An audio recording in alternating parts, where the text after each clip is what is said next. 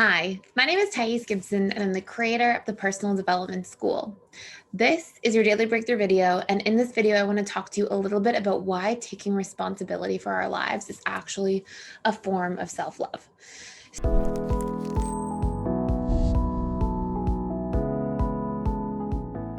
So I just finished writing an entire self-love course all about rebuilding the relationship to ourselves, and truly the relationship to ourselves needs to be the number one priority if we want to have healthy, empowered relationships with others. And we talked about these 8 major components of self-love throughout this course, and one of the big ones that I wanted to share in here, though there are many others, is taking responsibility for our lives.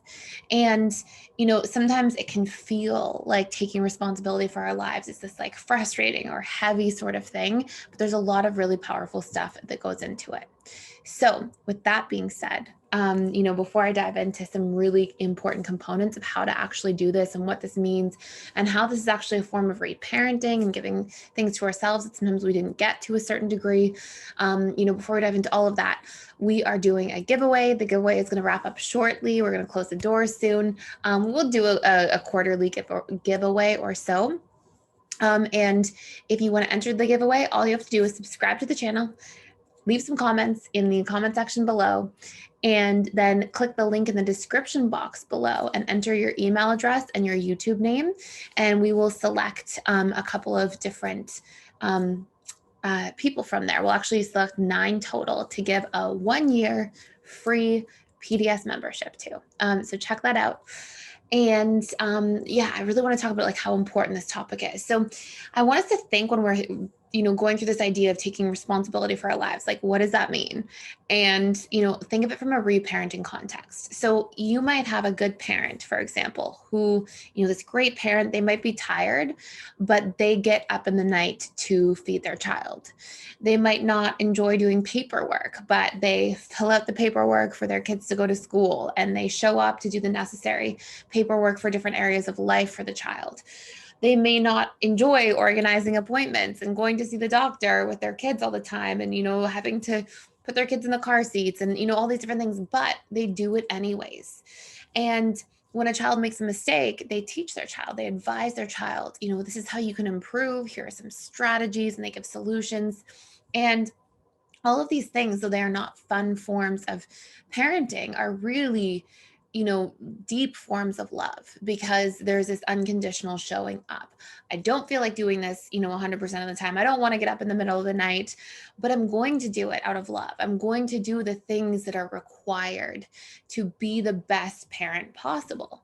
Now, sometimes I think when we think of the idea of taking responsibility for our lives, we associate it with like dread or effort or things that we don't want to do.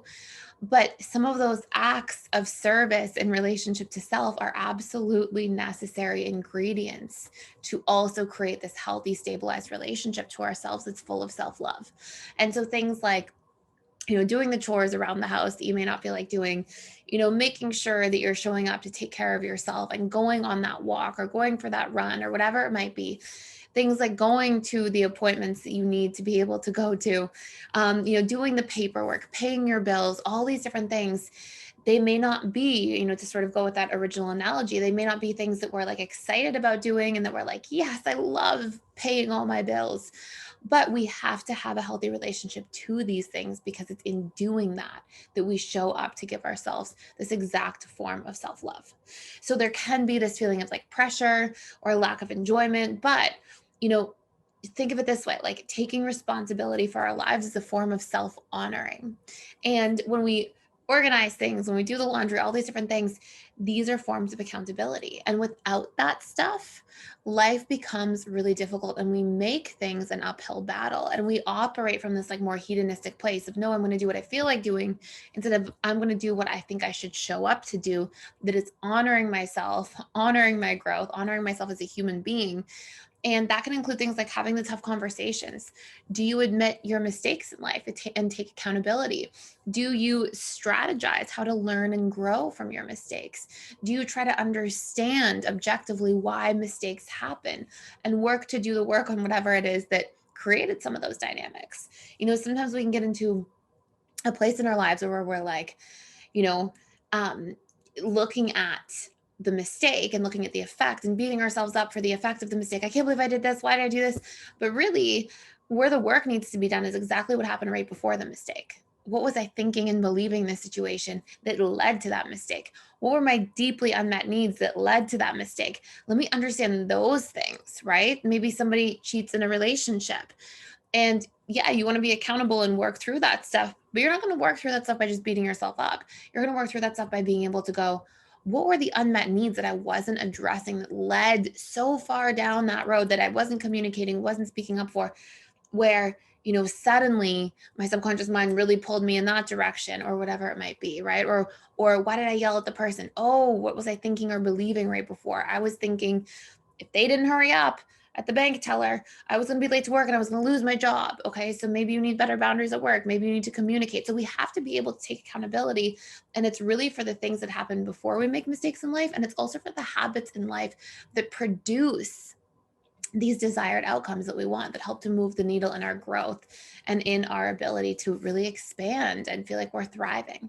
So if you find yourself in a position where sometimes you don't go to the doctor's appointments, or sometimes you don't, follow through with your bills or your taxes, or, these different things, don't look at like the hedonistic approach of like, I'm going to do what I feel like doing as being necessarily a form of self-love and self-honoring. Look at that as like sometimes a detriment, just like if a parent didn't do that for their kids, well, you're not giving that responsibility. And sometimes when we don't see some of that growing up, it's very difficult because it doesn't become a part of our subconscious comfort zone. So it's very difficult for us to have that modeling to be like, oh, I have to do those things too.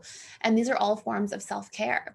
And so what I would do if you find yourself struggling specifically in this area of life is write down the things that you're avoiding and just take some time, be honest, scan through the 7 areas of life: your career, your financial area, your mental, your learning, thoughts, opinions, that kind of stuff, emotional, your emotional regulation, your boundaries, your feelings about yourself, others, all that kind of stuff, your happiness, sadness, actual emotions. So career, financial, mental, emotional, spiritual. Okay, these can be your habits, meditation, prayer. This can also be things like the morals and values you live by. And then physical, so physical health, right? All that kind of stuff. So going to the dentist, all those different things, doctor, and then relationships.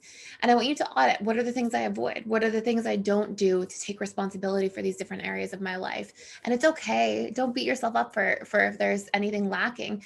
That doesn't do anything either. Just create some strategies. Like, how can I show up better? And make sure that these strategies are really grounded and anchored in. So don't just say, I'm going to start going to the doctor. I'm going to start going to the dentist. Instead, say, okay, let me take a look at how I can do this. When will I do this? Oh, I'll start doing, one thing every Friday morning or every Sunday afternoon.